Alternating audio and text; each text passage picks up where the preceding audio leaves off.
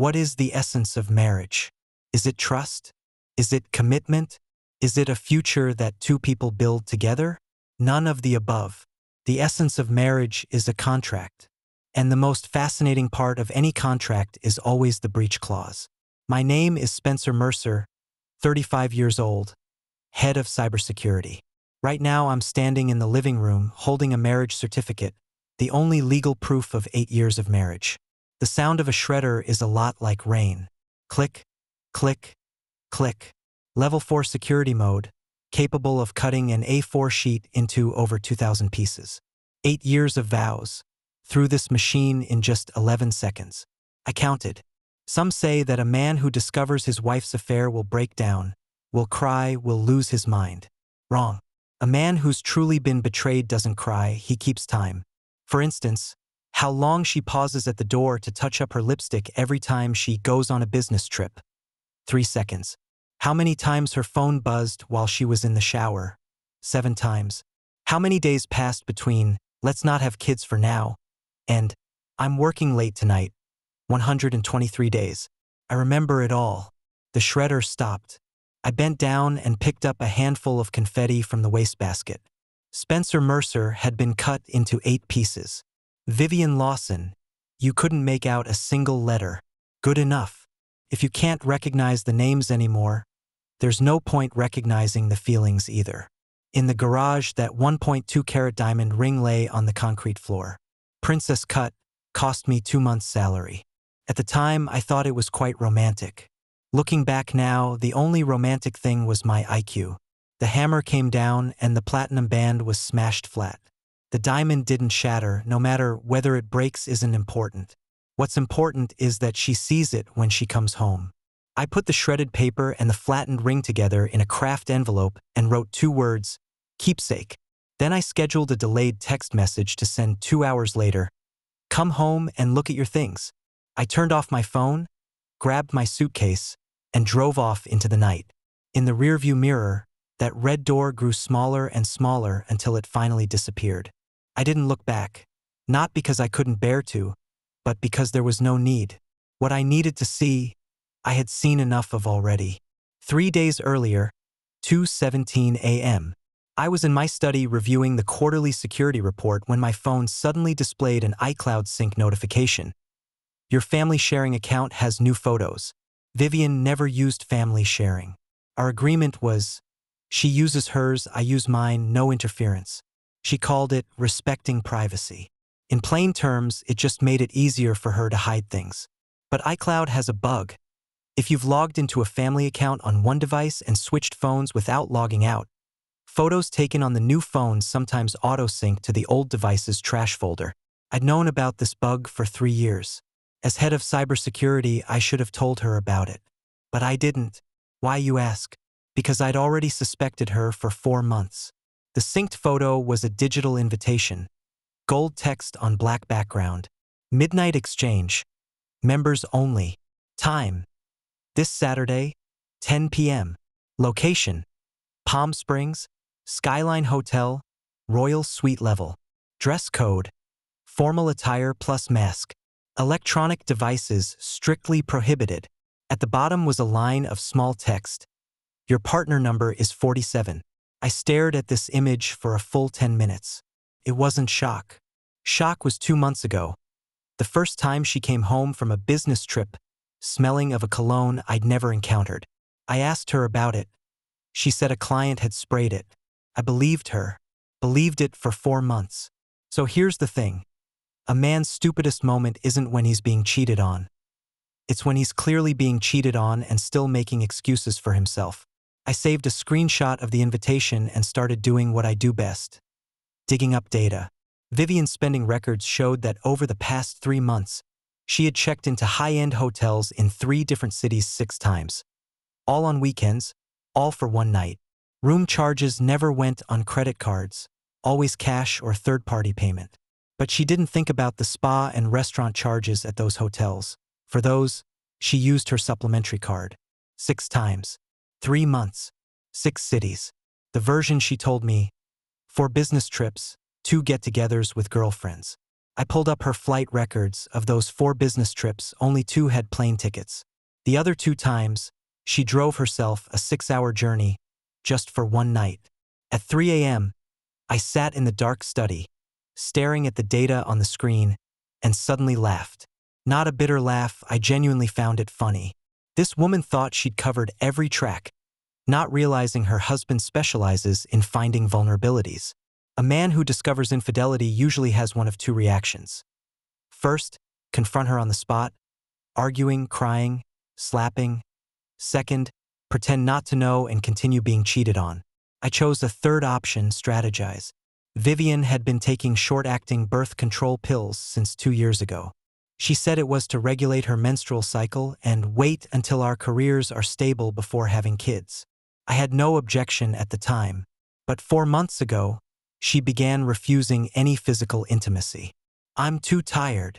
It's not a good time. Can't you just be understanding? I was understanding. I even wondered if I'd done something wrong. Until one day, I found that box of birth control pills in the bathroom cabinet. The opening date was 3 months ago, but only 5 pills were missing. 1 month should use 21 pills. 3 months should mean 63 pills missing. She was missing 5. Either her math teacher was a PE coach, or she simply didn't need contraception with me. The answer was obvious. That night, I made a decision. I searched online for the brand of pills she was taking and found an online pharmacy selling the same brand, same packaging, but with multivitamins inside. Same color, same shape, even the coating smelled about the same. Then, while she was asleep, I switched the pills. You might ask, is this legal? Not entirely. But guess what? I don't care. Because switching the pills was only step 1. Step 2 was the real killer move. I dug out a document from my files, a surgical consent form from St. Mary's Hospital. Date: 1 year ago. Procedure: vasectomy. Patient signature: Spencer Mercer. I touched the 2-centimeter scar on the left side of my lower abdomen. I'd kept this surgery hidden from Vivian for an entire year. At the time, my reasoning was work stress, don't want kids right now. So I went and got it done secretly. But now, this document meant something completely different. If Vivian got pregnant, that child would be 100% not mine. DNA doesn't lie. And a man with a sperm count of 0 lies even less. I locked the document back in the safe and turned off the desk lamp. Moonlight poured through the window, casting a cold white glow on the floor. Some say revenge is impulsive, but true revenge never is. True revenge is a math problem. You just calculate the probability of each step, then wait for the result to appear on its own. What I gave her wasn't birth control. It was a mousetrap. If she was faithful, it was just vitamins, harmless. If she betrayed me, this was her verdict. Hiring a private investigator was one of the best decisions I ever made. Mark was a former colleague of mine, full name Marcus Hartley, used to be a penetration testing engineer at the company before going solo. His specialty wasn't tailing people, it was digital forensics. Skyline Hotel? I know that place. He chewed on a sandwich while flipping through my materials. Rich People's Club in Palm Springs. On the surface, it's a members-only party, but in reality, I need photos of her from that night. Can't get in. Those places search you more thoroughly than an airport. No phones allowed inside. He swallowed the sandwich. But I can wait outside the hotel. If she comes out for air, I've got a shot. She doesn't smoke. You sure? He raised an eyebrow. Her car has mint gum and eye drops, plus an air freshener clipped to the rearview mirror. Buddy, I've seen this setup in 10 cheating subjects' cars. 8 years of marriage, and I didn't even know my wife smoked. One more thing. Mark wiped his hands. That party's been on the FBI's radar lately. Apparently involves drugs and money laundering. I've got a contact at the local PD who says they've already got an undercover inside. What does that mean? It means if your wife's unlucky, she might become a witness in a federal investigation. Or worse, evidence. I froze for a second. This information completely changed the entire game. A week later, Mark sent me photos. Telephoto lens, nighttime, not the clearest quality, but clear enough to identify. A woman in a black evening gown, leaning against the glass railing of a hotel balcony, a slim cigarette between her fingers. It was her. My wife. My bedside companion of 8 years. And next to her stood a muscular man wearing a mask, his arm wrapped around her waist. Their lips were pressed together. Got it. Mark's voice message came through. And there's more. I got the hotel check-in records from that night. The guy with his arm around her? Number 23. I stared at the photo for a long time. No rage, no heartbreak. Just a strange sense of calm, like a home inspector discovering termites in the walls. Disgusting?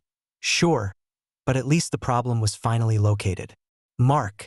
Find out who number 23 is. Already on it. I'll have results for you tomorrow. I put down my phone and walked to the window. The city's nightscape spread before me, countless lights glowing. How many of those homes held secrets like mine? How many men out there think they have a complete family, not knowing it's just an empty shell? Forget it. No point overthinking. I only had one thing to do. Wait for her to come home, wait for her pregnancy test, wait for her to discover that child could not possibly be mine. Vivian got home at 7 a.m. on Monday. I'd been sitting in a coffee shop across the street all night, watching her car pull into the driveway, watching her get out with her suitcase, watching her open that red door. 30 seconds later, my phone started ringing. 1 call, 2 calls, 3 calls, 7 calls. I didn't answer. Texts flooded in. Where are you? What happened to the house? Spencer, call me back. Let her panic. Panic is the first step of interrogation. I disappeared for an entire month. During that month, I found a lawyer, organized my evidence, transferred the assets that needed transferring. Everything proceeded according to plan. And Vivian? At first, she frantically searched for me, then shifted to pleading, then to threats. She called my parents, called my company, even filed a missing persons report. The police told her that adults need to be missing for more than 24 hours before a case can be opened.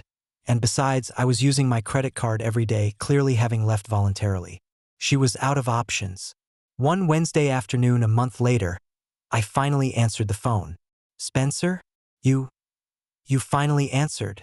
Her voice was a mix of surprise and joy, with a tearful edge. Where have you been?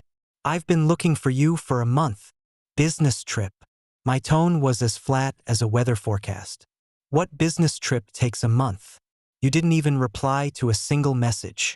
Do you have any idea how worried I was? I know. Then why? Vivian. I cut her off. Congratulations, you're going to be a mother. Silence on the other end. 7 seconds. I counted. What did you say? Pregnancy test, second line, should already be showing by now. Your last period was 5 weeks ago. Based on your cycle, if it hasn't come, either you're hitting early menopause or you've hit the jackpot. I paused. Given your age, I'm betting on the latter. Spencer, let me explain. No need to explain. I hung up. 3 minutes later, my phone began buzzing nonstop. Texts, voicemails, missed calls, bombarding me. Where are you? Can we please talk? This is a misunderstanding. Baby, please. I put my phone on silent and slipped it into a drawer. Let her guess. Let her fear. Let her exhaust every possible explanation. Then back herself into a corner. The most satisfying part of revenge isn't the act itself. It's watching prey walk step by step into the trap you've set, still thinking they have a chance to escape. Took Vivian 3 days to find me. She tracked down the hotel where I was staying through my company's receptionist and came straight to ambush me at my door. The moment I opened it, I almost didn't recognize her. Dark circles, makeup not fully removed. She looked 10 years older. Spencer, let's talk. Nothing to talk about. The child is yours, she blurted out. I laughed. The first genuine laugh in a month. You sure about that? Of course I'm sure. Who else could I have been with besides? She stopped mid-sentence. She'd remembered how many times she'd refused me over the past 4 months. Remembered when we last had any physical contact. So, I leaned against the doorframe. You're telling me that after 4 months of not touching me, you're pregnant with my child? Does your uterus have a time machine? Her face went pale. I'll give you two choices. I looked her straight in the eyes. First, you admit it yourself and we go through the divorce process with some dignity. Second, you keep up the act, I file for mandatory paternity testing, and we wait for the court to publicly announce that child isn't mine. Your choice. Paternity test? She paused for a moment, then forced a smile. Fine, let's do it. The child is yours anyway. You think I'm scared? She was gambling, betting I couldn't produce evidence, betting I was just bluffing, betting I still loved her and would soften. Too bad she didn't know I still hadn't played my biggest card. Then I'll see you in court. I closed the door, sliding a business card through the crack. That's my lawyer's contact information. 2 weeks later, in the court mediation room, Vivian's lawyer was a woman in her early 40s, last name Patterson, looked like a high school disciplinarian. She opened with an emotional appeal. My client acknowledges there were problems in the marriage, but she believes the responsibility lies with both parties. Mr. Mercer displayed clear emotional distance in the later stages of the marriage. Objection. My lawyer Brennan raised his hand. My client is requesting mandatory paternity testing. Patterson's expression shifted slightly. Paternity testing? Amniocentesis at this stage poses risks to the fetus. Non-invasive prenatal paternity testing. Brennan opened his folder. Only requires drawing venous blood from the pregnant woman. 0 risk, 99.9% accuracy.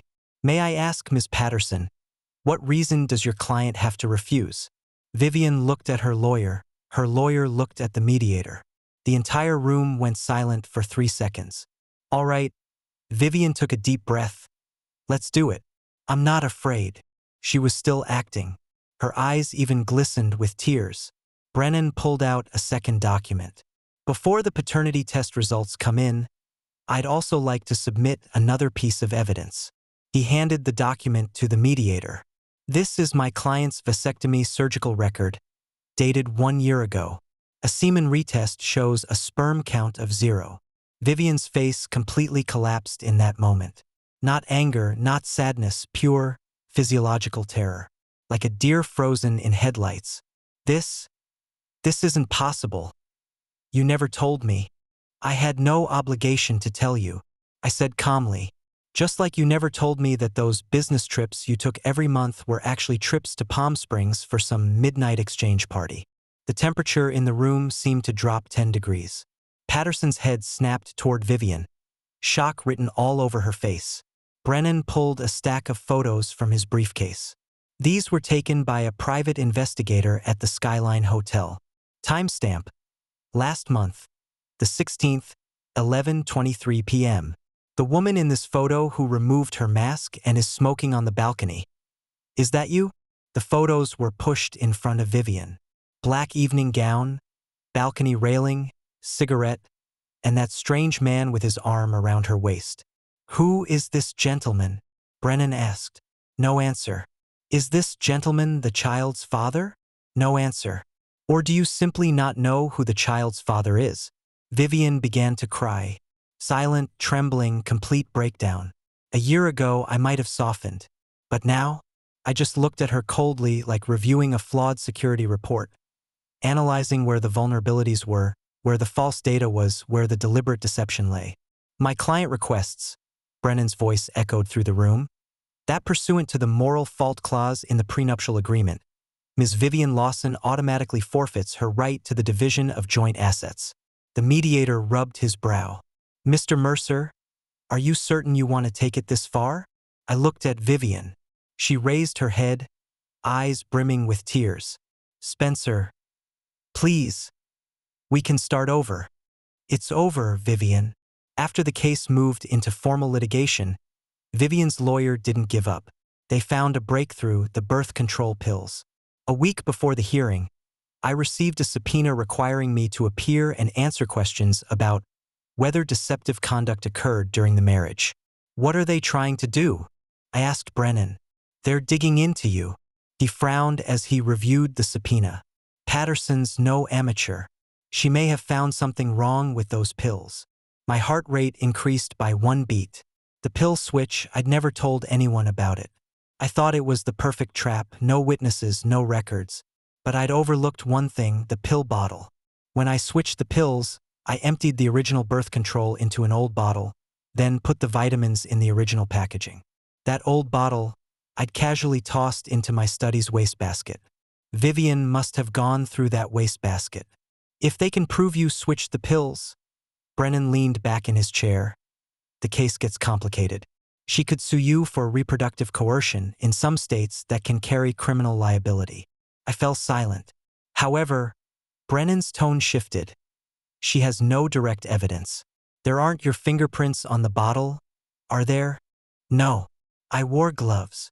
Purchase records? Cash? Pharmacy in another city. No identification. Then there's only one issue left. How to explain those vitamins. I thought for a moment.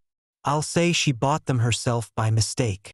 She'll ask, why did you get your vasectomy a year ago while the fake pills were only recently discovered? Did you plan this a year in advance? No. I shook my head. I'll say I got the vasectomy because I didn't want kids. Nothing to do with what pills she was taking. As for those fake pills, maybe the pharmacy made an error, maybe she got scammed, who knows? Either way, I didn't switch them. Brennan looked at me, a slow smile spreading across his face. You know, Spencer, you're the most qualified defendant I've ever met. When you lie, your heart rate doesn't even go up. It's not a lie, I said. It's reasonable inference. She has no evidence, I won't admit to anything. The rest, let the judge guess. On the day of the hearing, Patterson did ask about the pills. Mr. Mercer, were you aware that before you left home, your wife was not taking actual birth control pills, but ordinary multivitamins? I wasn't aware. I wore an expression of perfect confusion. There was something wrong with her pills? This bottle was found in the wastebasket of your study. Patterson held up an evidence bag. Lab analysis shows the residue inside was vitamin B complex. Can you explain this?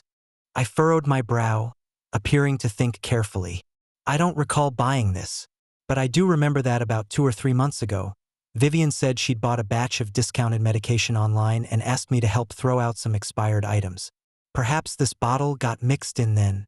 You're saying your wife brought this bottle home herself? I'm only speculating.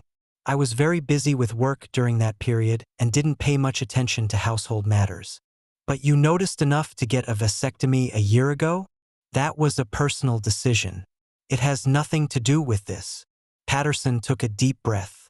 Mr. Mercer, I'm asking you one final time. Did you replace your wife's birth control pills with placebos? I looked her straight in the eyes. No. The room was silent for a second. Patterson's lips moved, but she said nothing more. She knew she had no evidence, no surveillance footage, no purchase records, no witnesses. The bottle was found in our home's wastebasket, and Vivian lived in that home too. Presumption of innocence, that's a fundamental principle of law. When I walked out of the courtroom, Vivian was standing in the hallway.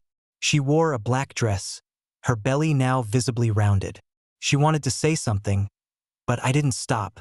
Some conversations no longer have any meaning. The day the paternity test results came back, Brennan read them to me over the phone. Exclusion probability, 99.9998%. In plain English, that child had no biological connection to me whatsoever. I hung up the phone and poured myself a drink. But the real climax was still to come. 3 days later, Mark called, his voice unusually excited. Buddy, that party your wife attended. It blew up. What do you mean? This morning, the FBI raided the Skyline Hotel, arrested 12 people, all organizers and core members of Midnight Exchange. Charges include organizing illicit activities, money laundering, possession of controlled substances. He paused. And guess what? What? Those people secretly installed cameras at the parties, filmed the participants, and then blackmailed them. My mind raced. So that means your wife might be in those recordings too. And now all that footage has been seized by the FBI. What did this mean? It meant Vivian's face and everything she did at those parties might become evidence in federal court. Even if the recordings weren't publicly shown, The indictments would contain detailed descriptions. And court records are technically public. This wasn't just infidelity. She was implicated in a federal crime. I asked Mark to look into one more thing. The man who had his arm around her on the balcony, number 23. 2 days later, the results came in. Garrett Chandler, 35, car sales manager, married, 2 kids. He might be the baby's biological father. Then again, he might not be. The very nature of those parties was randomness. Who knows how many people Vivian had contact with that night. But that didn't matter. What mattered was that I now had another card to play. I arranged to meet Vivian at a coffee shop, the place where we had our first date after getting married. At the time, I thought it was romantic. Looking back now, probably just fate's mockery. She arrived 10 minutes before me, holding a hot chocolate, her fingertips trembling slightly. Her belly was bigger than last time. "Spencer." She stood up, her voice hoarse. I sat down across from her without any small talk. "You've received the paternity test results." She nodded. "So you have 2 choices." I pushed a document toward her. "First, sign this agreement, give up all joint property, and we part ways peacefully. Second, don't sign and we go to court. But you should know, I know about the FBI situation too." Her face went white instantly. What do you know?" "I know the Skyline Hotel was raided. I know those recordings were seized. And I know there's a man named Garrett Chandler who might be your child's father." Her whole body shuddered. "Garrett has nothing to do with me. He's married, 2 kids. If his wife finds out about this, what do you think she'll do? Are you trying to threaten me?" "No, I'm just stating facts." I leaned back in my chair. "Vivian, I don't want to destroy your life. But if you force me to take it that far, I don't mind submitting all the evidence to the court, including what the FBI is investigating. When that becomes public, it won't just be your affair." Her hands began to shake. Hot chocolate spilled onto the table, but she didn't even notice. "What do you want?" Her voice was barely a whisper. "I want you to sign. Then we're even. But I'll have nothing left." She finally broke down crying. "The house, we bought it together. The car, we picked it together. These 8 years, Spencer." I watched her cry. Strangely, I felt nothing. Not coldness. Not the pleasure of revenge. Just emptiness. "In those 8 years," I said slowly, "how many times did you go to those parties?" No answer. "How many people did you sleep with?" No answer. "Did you ever, for even 1 second, think about how I would feel?" She looked up, eyes brimming with tears. "Spencer, I love you." "No, you don't." I stood up. "You only loved the life I could give you. But that life, starting today, is over." I placed a pen beside the document.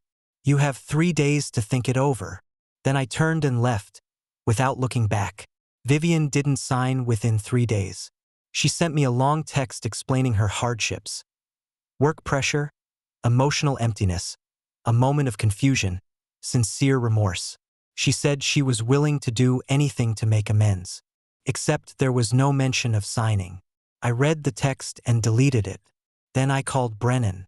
"She's not signing. Prepare for formal litigation." "What approach do you want to take?" "Fault-based divorce. Submit all the evidence, paternity test, vasectomy records, photos, party information. The complaint will be served to the defendant's residence and workplace.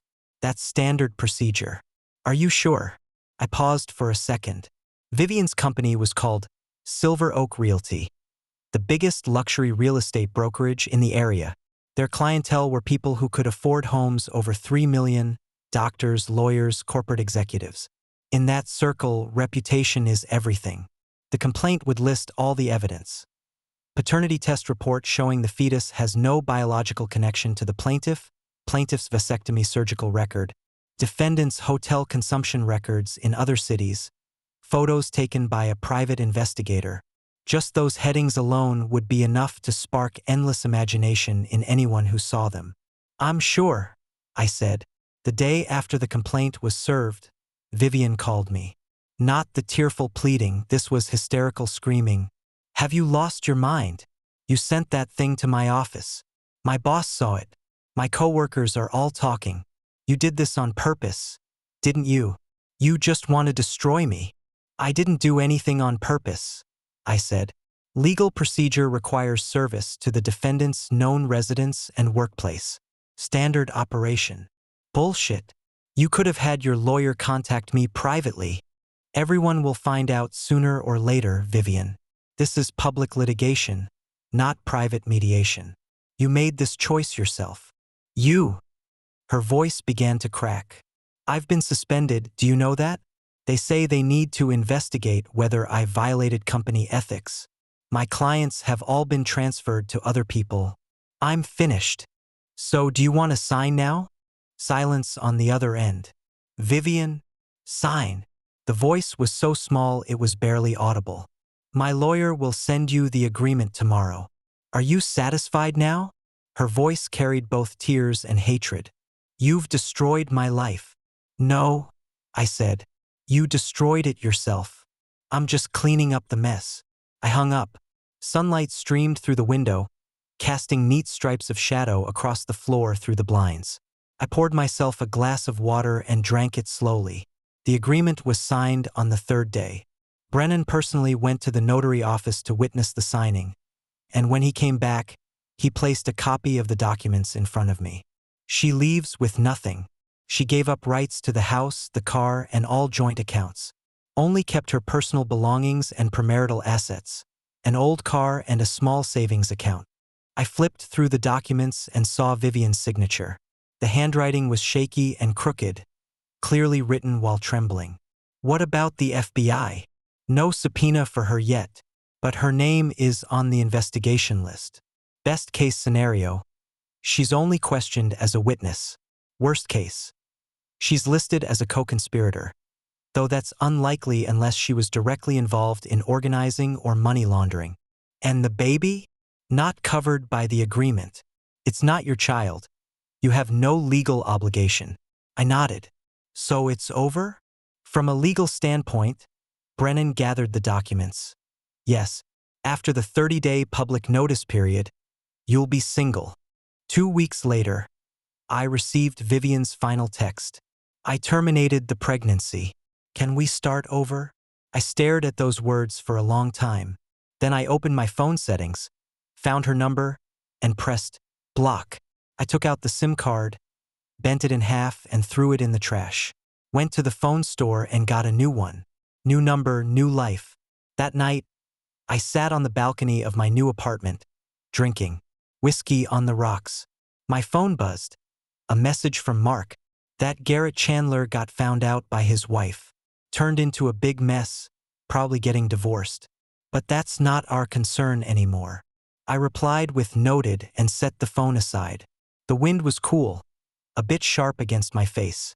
I thought of the day I first met Vivian. She wore a floral dress and had 2 dimples when she smiled. I thought then that she was the one for the rest of my life. Looking back now, that moment of attraction was probably just a chemical reaction of dopamine. And it took me 8 years to completely purge that chemical reaction from my system. Later, I heard a few things. Vivian's parents called to curse me out, said I was heartless and vicious. I politely said goodbye, then blocked them. Garrett Chandler's divorce was brutal. His wife hired the most expensive lawyer, liquidated most of his assets, and got custody of both kids. I heard he's living in a motel now. The organizers of that midnight exchange party were prosecuted and sentenced to 8 years in federal prison. As for those recordings, the FBI never released them after seizing them. Maybe they'll just sit in some evidence warehouse forever, until no one remembers. I don't know what Vivian looks like in those recordings, and I don't want to know anymore. Before moving out, I found an old hard drive in the storage room of the old house. It contained 5 years of Vivian's phone backups, photos, texts, call logs, all auto-synced. I stared at that hard drive for a long time. There might be more evidence in there, more secrets, more things I didn't know. I could open it and see everything, but I didn't. I picked up that sledgehammer, the same one I used to smash the ring, and walked to the garage. 1 swing, 2 swings, 3 swings. The hard drive shattered into dozens of pieces, chips and circuit boards scattered across the floor. I swept the debris into a garbage bag and threw it in the trash. Some things don't need to be known. Some pasts aren't worth keeping. This time it was truly over. I stood up and walked to the edge of the balcony, looking at the city's night view. Some say revenge is a dish best served hot. Eat it while it's warm for maximum satisfaction. I disagree. Revenge is sashimi. It must be cold enough, still enough, patient enough.